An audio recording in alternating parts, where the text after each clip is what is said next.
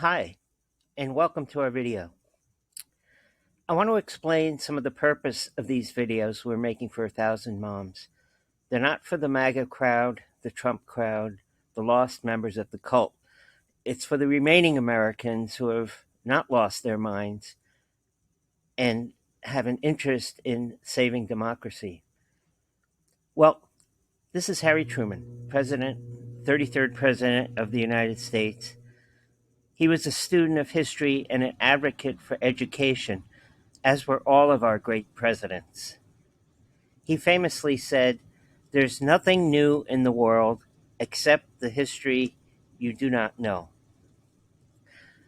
Well, one of the goals, probably the main goal of these videos, is to get people to vote.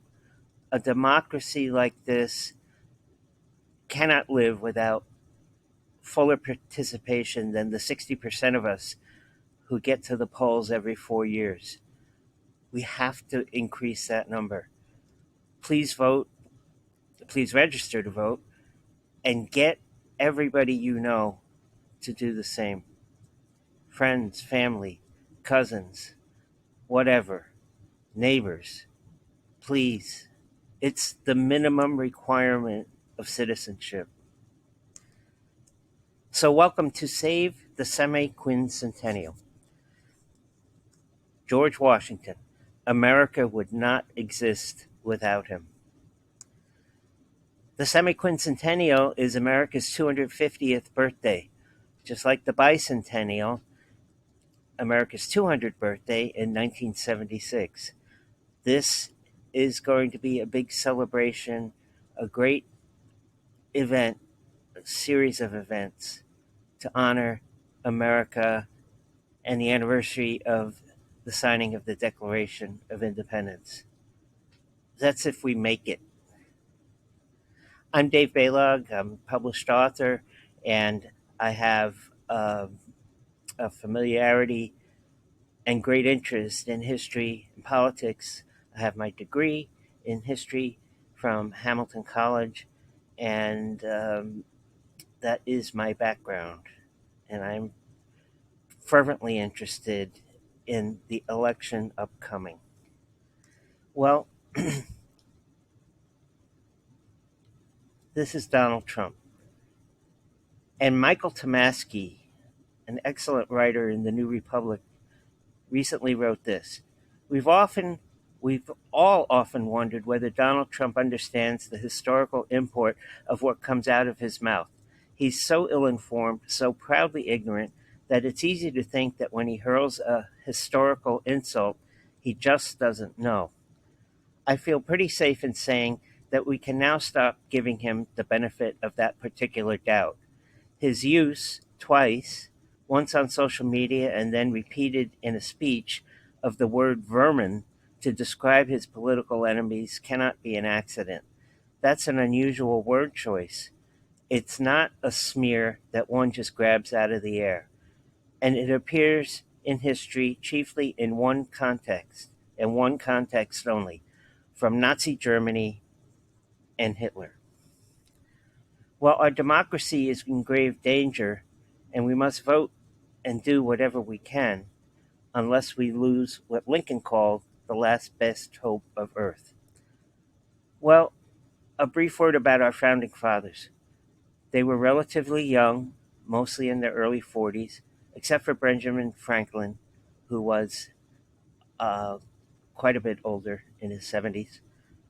They were all daring, and they risked their lives to found this country. They were all well educated, worldly, and they knew world history. When they met in the hot summer of 1776 in Philadelphia to craft the Declaration of Independence, the doors to the Constitution Hall where they met were locked, as were the windows. British spies were everywhere, and if word got out, each could be hung as a traitor. Historians agree there would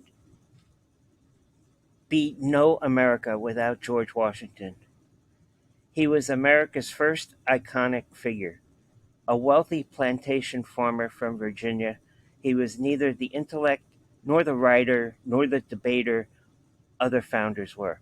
He was, however, a leader unmatched in America in the new country.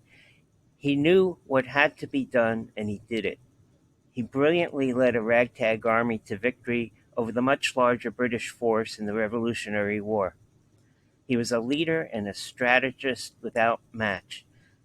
His retreat from the Battle of Brooklyn to his crossing of the Delaware on Christmas Eve, 1776, would have overwhelmed a less confident leader. He faced enormous odds and was urged to quit by his colleagues several times, but he refused. It was in his character to fight and to fight on, and victory came in the most unexpected way. Washington played the role of Cincinnatus in America, the Roman general who twice was given dictatorial powers in Rome to quell an enemy threat. Within days of beating off the enemy, Cincinnatus resigned as dictator and returned to his farm. Similarly, after victory over the British in war, Washington resigned his commission and returned to his beloved Mount Vernon. Hearing of Washington's plan, the defeated British monarch, George III, said that, quote, if he did this, he, Washington, would be the greatest man in the world.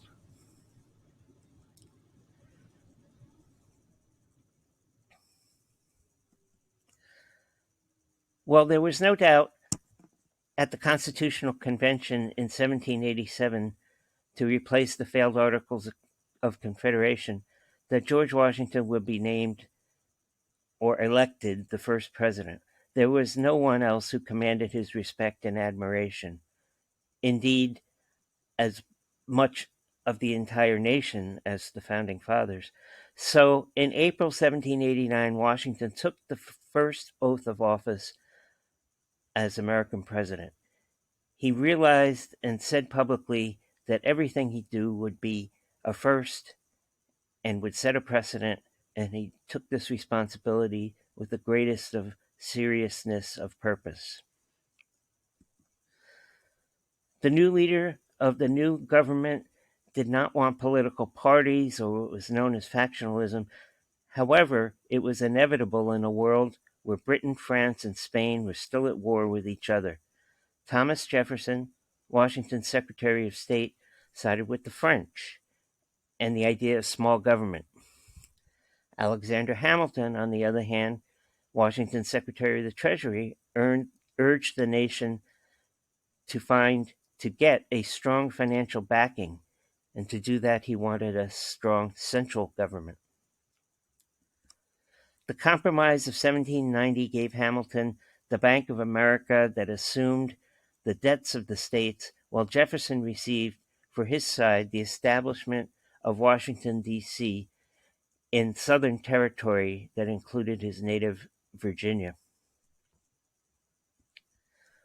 Much of Washington's ideals and aspirations for the new nation appear in his farewell address, a letter published to newspapers across the country as he announced that he would not seek a third term. It is read every year in the United States Senate on Washington's birthday. In that address, Washington wrote a valedictory to, quote, friends and fellow citizens after 20 years of public service to the new nation, unquote. He wrote it near the end of his second term and said he would retire to his home in Virginia, which would be giving up power for the second time. In the letter, he writes about the importance of national unity while warning Americans of the political dangers of regionalism, partisanship, and foreign influence. He urged citizens to remain true to their values. He reflects on the emerging issues of the American political landscape in 1796. He expresses his support for the government 8 years after the adoption of the Constitution. He defends his administration's record and gives advice to the American people as friends. His address/letter also attempted to reunite the country, which had badly turned against him following the controversial 1794 Jay Treaty.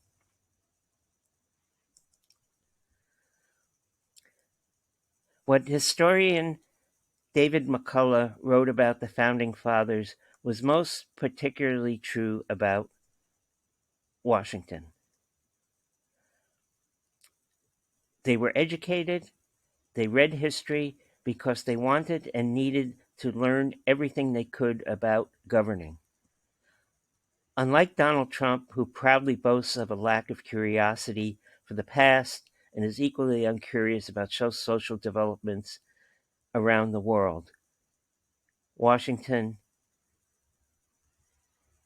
Jefferson, Lincoln, Adams, all of our great presidents were curious people and effective leaders. America was blessed with intelligent leaders who grasped the seriousness of their undertaking. These are our founders, and they were patriots in the true sense of the word. Washington saw these qualities as critical to the survival of the United States. Well, please read more about it. We have 2 books we want to recommend, 2 books I've written, and you could read more about Washington and 39 other Americans who did great things for America. You can check the link in the description below this video, learn more about this series of videos, and get a link for the League of Women Voters, where you can go check your voting status and you can register to vote right there and share the link with everyone you know. So it's up to us. It's really up to us. We can't vote at a 60% rate. If you don't vote, please change your mind. This is really, really serious stuff, but we can make it. Thank you for watching. Be well, be kind.